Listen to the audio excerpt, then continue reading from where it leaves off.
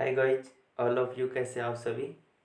इस वीडियो हम डिस्कस करेंगे अंडजनन। अंडजनन वही तीन प्रावस्था में होगा: गुणन प्रावस्था, वृद्धि प्रावस्था और परिपक्वन प्रावस्था। इसमें कुछ डिफरेंस आएंगे शुक्रजनन के अलावा। जैसे शुक्रजनन होता था उसी के सिमिलर कुछ डिफरेंस है, वो आपको साथ के साथ बताते चलूँगा, तो आप देखते रहिए। तो पहली अवस्था है गुणन प्रावस्था। गुणन प्रावस्था कब होगी? जब गुणात्मक वृद्धि हो। गुणात्मक वृद्धि 2 सेल, 2 से 4, 4 से 8, 8 से 16, यानी विभाजन होगा समसूत्री विभाजन। समसूत्री विभाजन। और ये समसूत्री विभाजन होगा तो उसमें और थी अंडाणु मात्र कोशिकाएं, यहाँ पर आएंगी शुक्राणु मात्र कोशिकाएं। सॉरी, वहां पर थी शुक्राणु मात्र कोशिकाएं, यहाँ पर होंगी अंडाणु मात्र कोशिकाएं।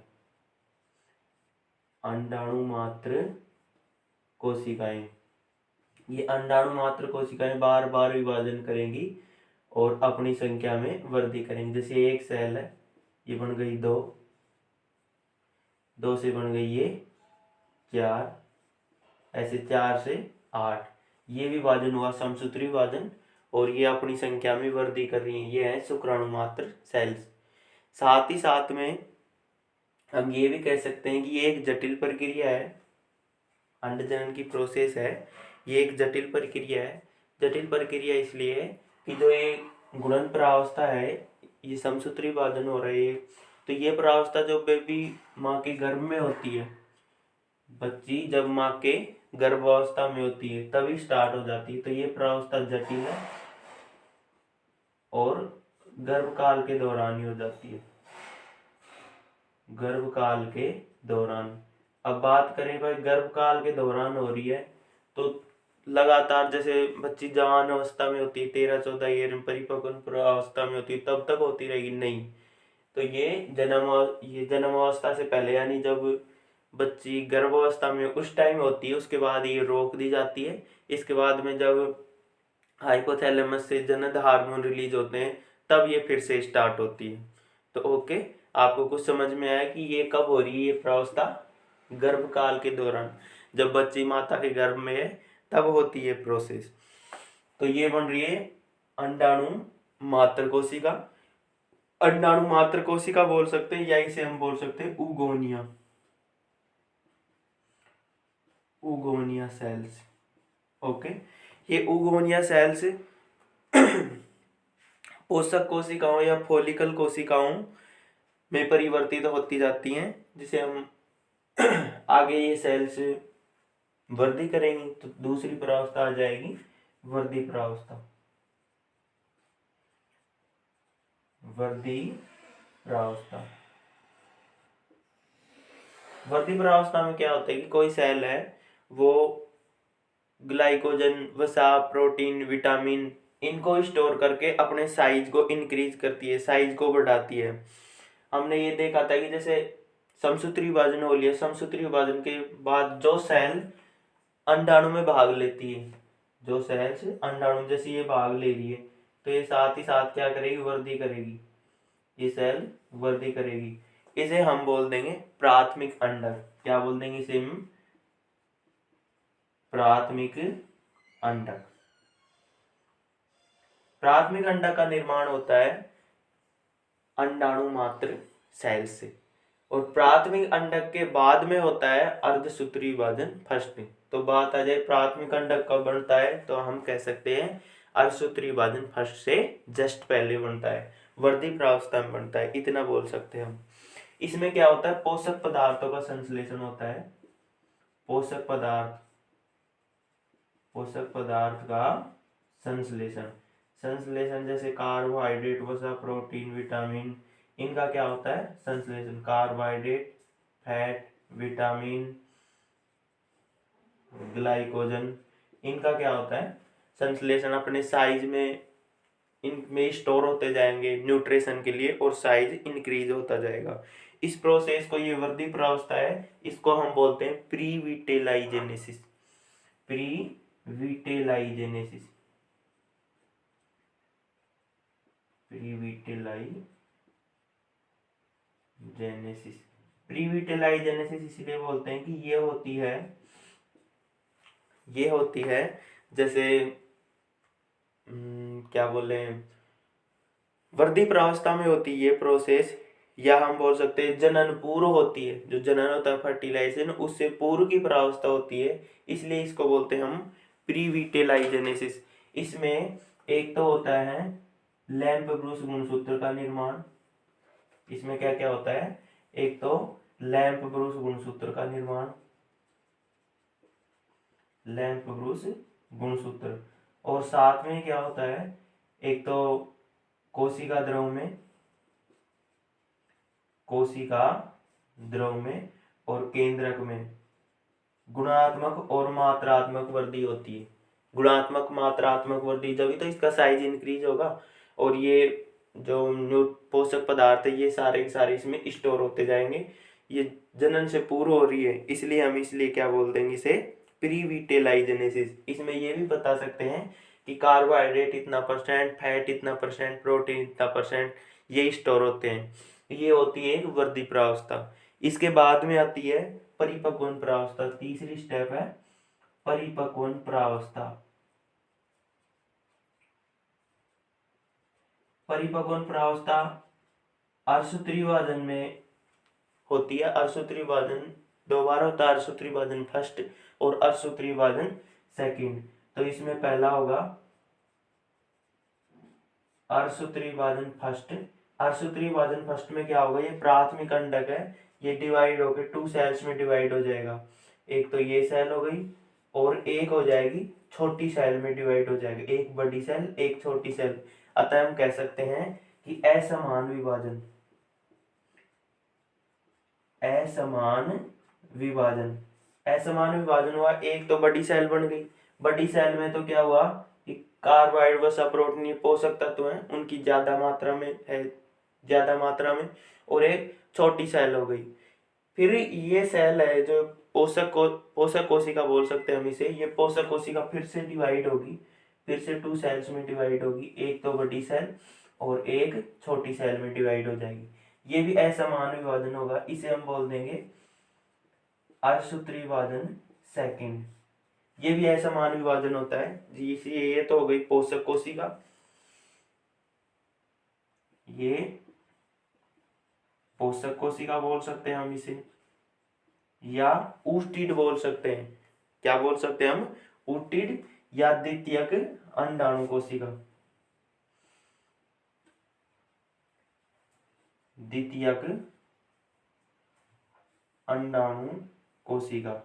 अर्धसूत्री विभाजन फर्स्ट से पहले तो हो रहा था प्राथमिक अंडक, और ये हो गया द्वितीयक अंडक या द्वितीयक अंडाणु कोशिका। इसे हम पोषक कोशिका बोल सकते हैं। एक पोषक कोशिका जिसमें न्यूट्रिएंट्स ज्यादा मात्रा में होंगे, एक छोटी बन जाएगी। इसके बाद फिर से डिवाइड होगा अर्धसूत्री विभाजन सेकंड में, एक बड़ी एक छोटी। ये छोटी बन रही है, इनमें फर्स्ट वाली बन रही है, इसको तो हम क्या बोलेंगे, प्राथमिक ध्रुव का है। फर्स्ट वाले को तो क्या बोल देंगे, प्राथमिक ध्रुव का है, और इसकी वाले क्या बोल देंगे, द्वितीयक ध्रुव का है। प्राथमिक ध्रुव का या ध्रुव बोल सकते हैं, और इसे बोल सकते हैं द्वितीयक ध्रुव। ये दोनों के दोनों क्या हो जाते हैं, धीरे धीरे डिजनरेट हो जाते हैं, नष्ट हो जाते हैं एक प्रावस्था के बाद में। तो परिपक्वन प्रावस्था में हमने देखा कि असमान डिवीजन होगा कोशिका द्रव का और न्यूक्लियस का, जिसमें एक छोटी सेल बनेगी एक बड़ी सेल बनेगी। बड़ी सेल को हम पोषक कोशिका बोलेंगे, छोटी सेल धीरे धीरे डिजनरेट हो जाएगी। इसके बाद अर्धसूत्री विभाजन सेकंड होगा, उसमें भी असमान डिवीजन होगा, एक बड़ी सेल बनेगी एक छोटी सेल बनेगी, छोटी सेल धीरे धीरे डिजनरेट हो जाएगी, जिसका नाम हमने क्या लिया, द्वितीयक ध्रुव का है। और जो बड़ी सेल है जिसे हम बोल दिया प्राथमिक कोशिका या द्वितीयक अंडाणु कोशिका, या हम बोल सकते हैं ऊटिड या संतति कोशिका, ऊटिड। ठीक है भाई, ऊटिड कहलाती है।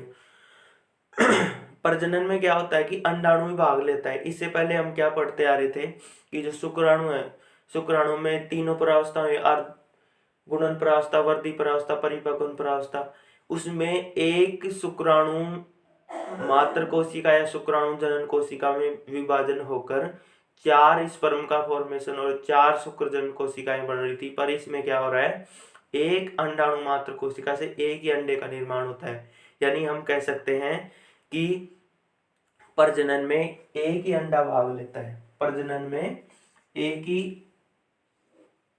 एग भाग लेता है। प्रजनन होगा इसके बाद में, प्रजनन में एक ही अंडा भाग लेगा और दो पोलर बॉडी बनी थी, पोलर बॉडी नहीं सॉरी, इसको क्या बोल रहे हैं हम, 2 ध्रुवकाय बन रहे हैं। ये ध्रुवकाय ये नष्ट हो जाते हैं, ध्रुवकाय नष्ट हो जाते हैं। एक अंडाई फर्टिलाइजेशन या हम बोल सकते हैं निषेचन में भाग लेता है। अर्धसूत्री विभाजन की प्रावस्था में कई बार क्या होता है कि जैसे ये प्रावस्था हो रही है, परिपक्वन प्रावस्था, लास्ट वाली परिपक्वन प्रावस्था, परिपक्वन प्रावस्था आती है वर्धी प्रावस्था के बाद में। जैसे वर्धी प्रावस्था है, इसके बाद में परिपक्वन प्रावस्था, परिपक्वन प्रावस्था में हुआ अर्धसूत्री विभाजन फर्स्ट, और अर्धसूत्री विभाजन फर्स्ट में क्या हुआ, एक सेल 2 सेल्स में डिवाइड हो गया, समान डिवीजन हो गया, छोटी और एक बड़ी। तो ये प्रोसेस में क्या होता है कि 2 सेल्स में तो डिवाइड हो गई, जैसे एक बड़ी हो गई एक छोटी, ये एक सेल्स की बात हो रही है। जैसे ये देखें, एक तो ये छोटी सेल हो गई और एक ये बड़ी सेल हो गई, इसमें डिवाइड हो गई। ओके, अब आगे क्या होता है कि ये आगे डिवीजन में स्लो होता है, स्लो बोल सकते हैं या रुक के होता है, रुक जाती है। तो ये कब होगा, जैसे इधर से स्पर्म आ गया, स्पर्म ये आ गया, ये प्रोसेस हो गई निषेचन। निषेचन हम बोल सकते हैं एग और स्पर्म का फ्यूज होना, जिसे हम निषेचन बोलते हैं। तो निषेचन के बाद में होता है अर्धसूत्री विभाजन सेकंड। ये अर्धसूत्री विभाजन सेकंड है, ये कब होगा, कुछ में होता है, कुछ जो सजीव हैं उनमें फर्टिलाइजेशन के बाद होता है अर्धसूत्री विभाजन सेकंड। तो जैसे ये स्पर्म एंट्री किया, इसके बाद में इसमें ये तो डीजनरेट हो जाएगा। अब ये एक सेल है, फिर से डिवाइड करेगी, और ये एक ध्रुव का, ये द्वितीयक ध्रुव का, ये प्राथमिक ध्रुव का है। तो मेरा कहने का अर्थ ये है, कई बार क्या होता है कि जो परिपक्वन प्रावस्था होती है, कई जीवों में क्या होता है, परिपक्वन प्रावस्था में निषेचन के बाद आती है अर्धसूत्री विभाजन सेकंड, और ये ध्रुवकाएं हैं वो दोनों की दोनों क्या होती हैं, डीजनरेट हो जाती हैं। निषेचन में तो एग ही भाग लेता है, एग सेल है वो ही भाग लेती है निषेचन में, तो हम इतना कह सकते हैं। अब इसके बाद में आपको एक रोचक सी कहानी बताता हूँ, यहाँ से आपको ध्यान से देखना है। जैसे ये एक माता है, ये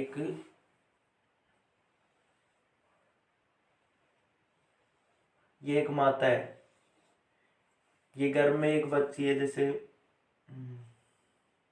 फीमेल है, मेल फीमेल ऐसे बोलेंगे।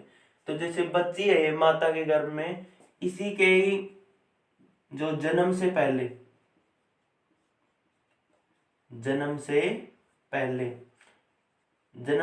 क्या होता है कि इसमें ये प्रोसेस है गुणन प्रावस्था। गुणन प्रावस्था में क्या हो रही है, अंडाणु मात्र कोशिका है, अंडाणु मात्र कोशिका ये बार बार विभाजन होना स्टार्ट कर जाती है। जो माता के गर्भ में छोटी बच्ची है उसकी ओवरी की बात कर रहा हूं मैं, माता है और माता के गर्भ में छोटी बच्ची है, और उसकी ओवरी में क्या होता है, जन्म से पहले माता गर्भ में है, तो उसमें अंडाणु मात्र कोशिका बार बार विभाजन करके गुणन प्रावस्था में बहुत सारी, यानी दोनों ओवरी में बहुत सारी अंडाणु मात्र कोशिका स्टोर हो जाती है। देखो ये अंडाणु मात्र कोशिका स्टोर हो गई। अब क्या होता है कि भगवान सोचता है कि भाई ये तो बहुत बुरा हो रहा है, अनर्थ हो रहा है, तो ये बच्ची जन्म ली ही नहीं, उससे पहले ही ये तो फर्टिलाइजेशन में भाग लेने लगी। तो इसको क्या करते हैं, वर्धी प्रावस्था में बोल सकते हैं हम, या बोल सकते हैं अर्धसूत्री विभाजन फर्स्ट के बाद इसको रोक दी जाती है। आगे बच्ची क्या करती है, जैसे प्राथमिक अंडाणु मात्र कोशिका है, इसमें कुछ वृद्धि भी हो जाएगी और ये अर्धसूत्री विभाजन फर्स्ट करना भी स्टार्ट कर देगी, अर्धसूत्री विभाजन फर्स्ट भी स्टार्ट कर देगी। अब भगवान ने सोचा भाई ये तो गणा अनर्थ हो गया, इसको क्या कर देते हैं, रोक देते हैं। यानी ये ओवरी है और इसको ऐसे ये छोटे छोटे शुक्राणु वो अंडाणु मात्र कोशिका है, और ये इसमें स्टोर है। इनकी संख्या होती है 40 से 60,000, 40 से 60,000।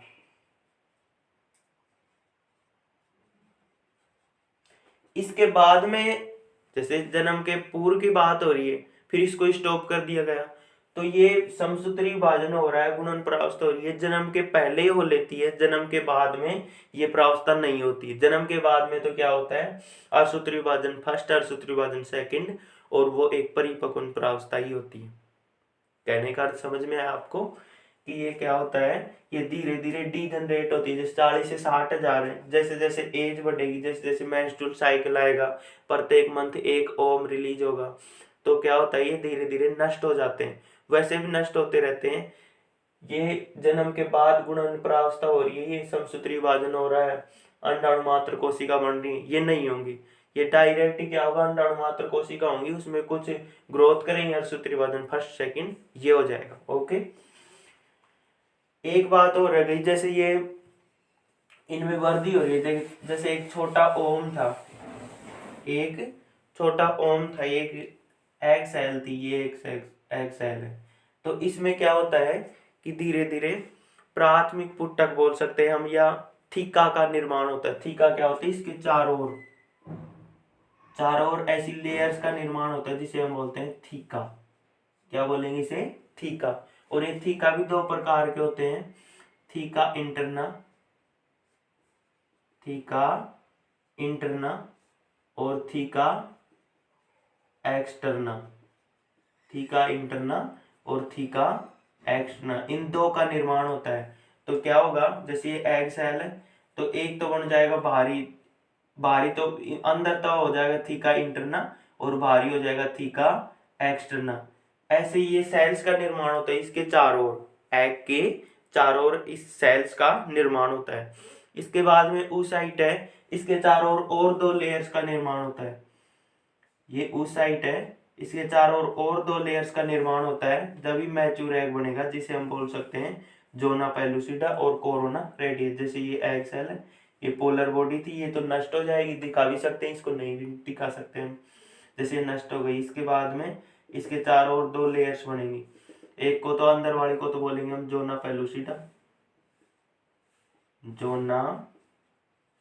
पेलुसिडा, और बाहर वाले को हम बोल देंगे कोरोना रेडिएटा।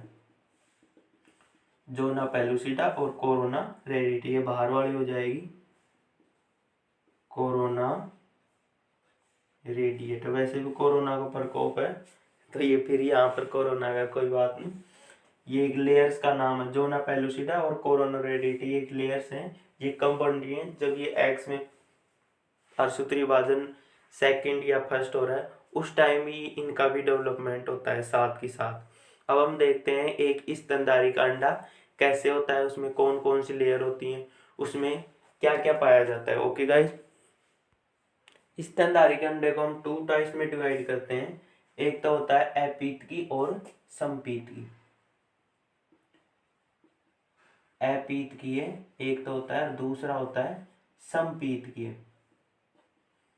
अपीतकीय जिसमें यौग सहायक है, पीतक की मात्रा नहीं पाई जाती है ना के बराबर, जैसे ये एक एग है, इसमें पीतक की मात्रा ना के बराबर।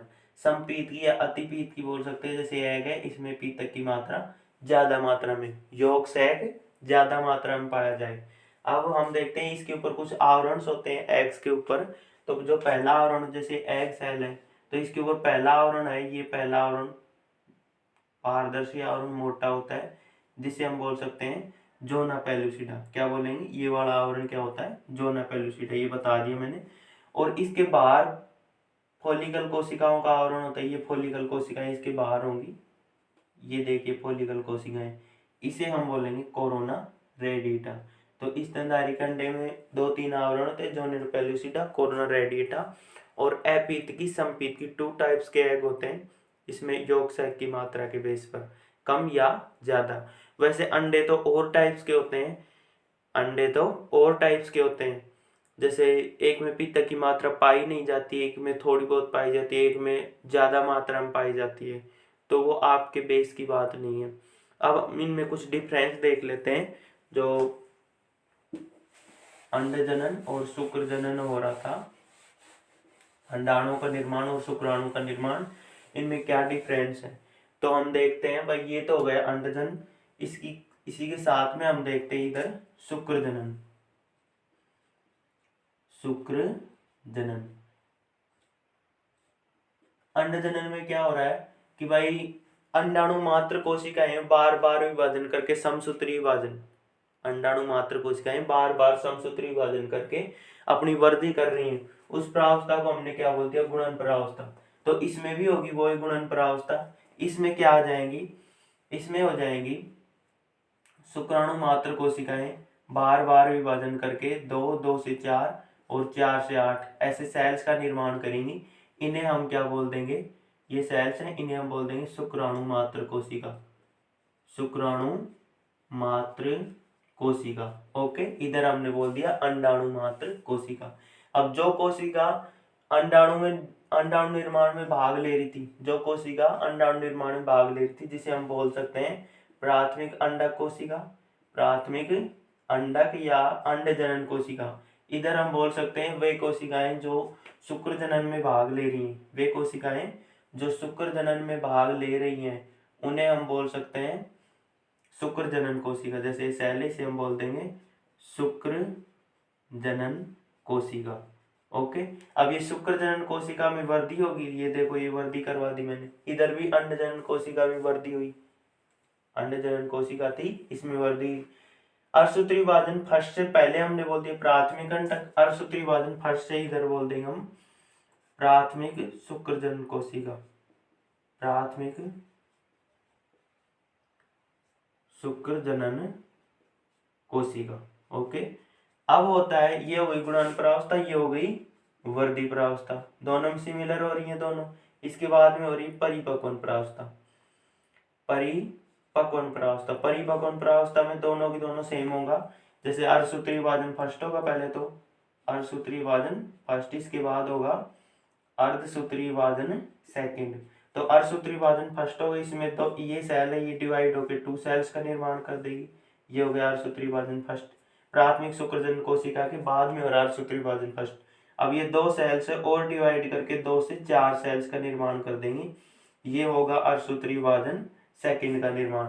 अतः हम कह सकते हैं कि जो एग सेल है, एग सेल अंडाणु जनन कोशिका, उसमें विभाजन होके अर्धसूत्री विभाजन फर्स्ट, अर्धसूत्री विभाजन सेकंड होके एक ओम का निर्माण होता है और वो पोलर बॉडी बनती है, ये ध्रुवकाय बनते हैं, वो के सारे क्या होते हैं, नष्ट हो जाते हैं। इधर देखें तो एक शुक्र जनन कोशिकाएं विभाजन होके 4 सेल्स का निर्माण करती है और चारों के चारों शुक्र जनन सेल क्या करते हैं, ये 4 स्पर्म का, 4 शुक्राणुओं का निर्माण करते हैं।